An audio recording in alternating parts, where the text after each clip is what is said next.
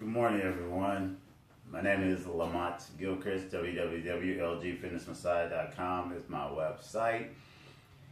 If you haven't, go to my website and join my Zulu group where we give free nutritional information, workout tips. Get to see all the different gyms and stuff that I go and work out in Dallas, and got some more exciting things coming to the page as far as interacting with more trainers, going to different places, seeing other people's ideology about fitness and health, a little bit more in depth with my research, and bring you a variety of different sources of information. And some of them may be things that I actually do, or some of them may be things I actually don't do or don't agree with.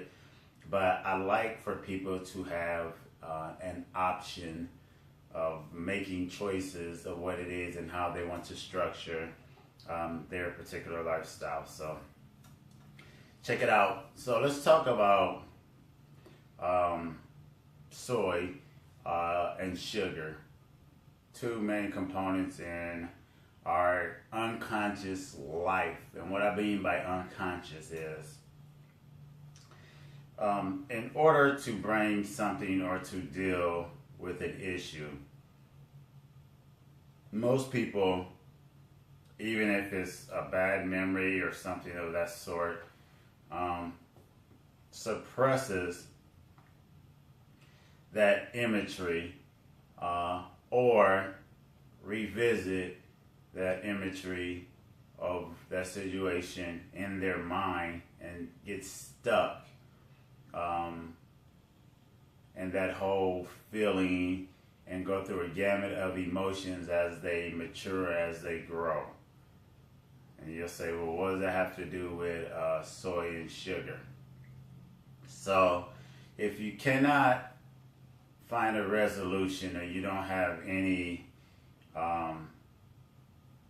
conscious way of approaching an issue, subconsciously it will alter your identity to where subconsciously you may feel a particular way or feel ambivalent, like this isn't quite right or something isn't right, which affects your physical, mental, and spiritual.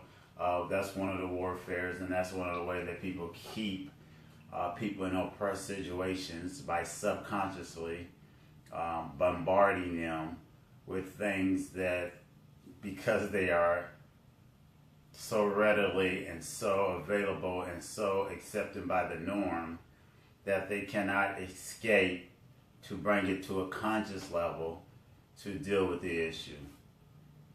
I think I just said something, I'm not really sure, but so my conscious approach to any aspect of whatever it is in your life that you're trying to change is my 3-day rule. My 3-day rule is to fast without it or to fast on it.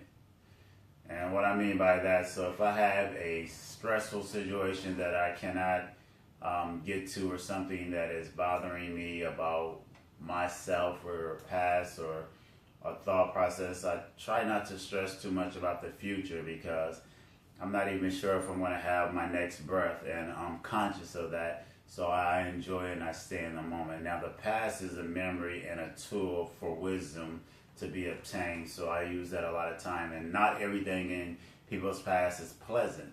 And sometimes you need to meditate, regurgitate, and handle that issue for 3 days, in my opinion, to keep it conscious until it mentally comes to a conscious level of resolution, and you realize that it is just that, it is the past.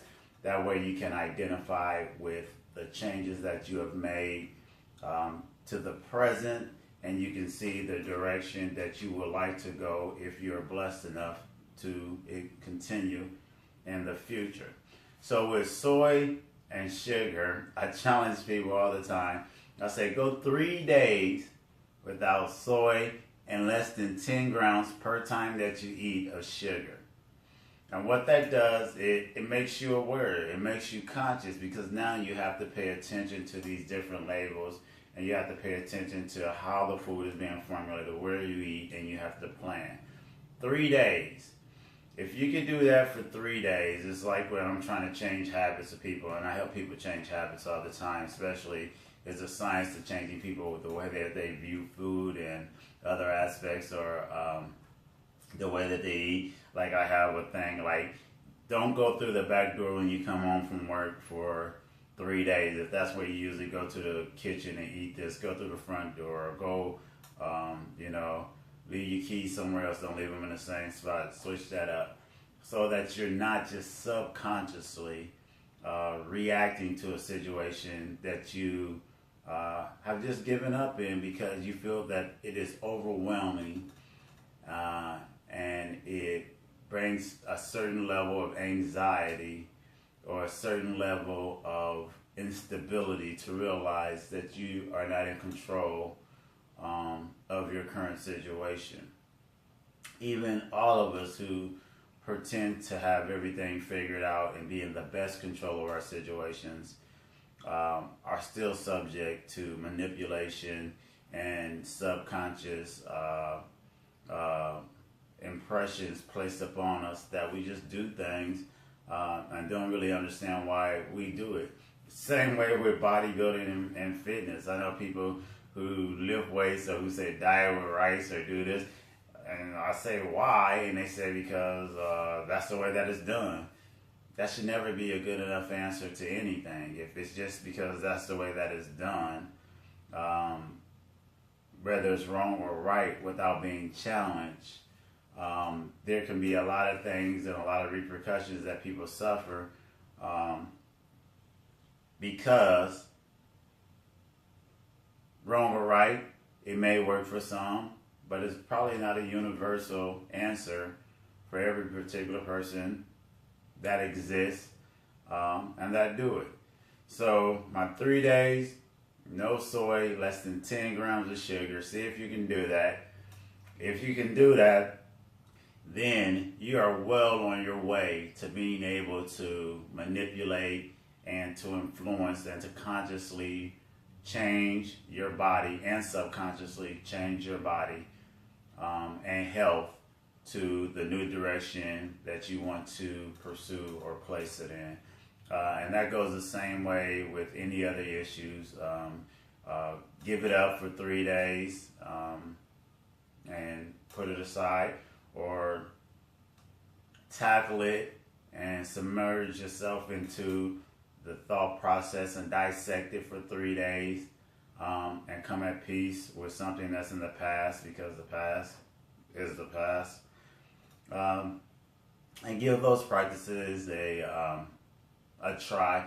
And I think you'll start to realize and start to be able to see the delusion of consciousness and subconsciousness and the things that we just do because, one, everyone else do it, and two, because to admit that we're not in control or not as solid as we perceive or as our perception or as we like to portray amongst each other would ultimately bring us to the conclusion that we need to change and fix and become better functioning human beings.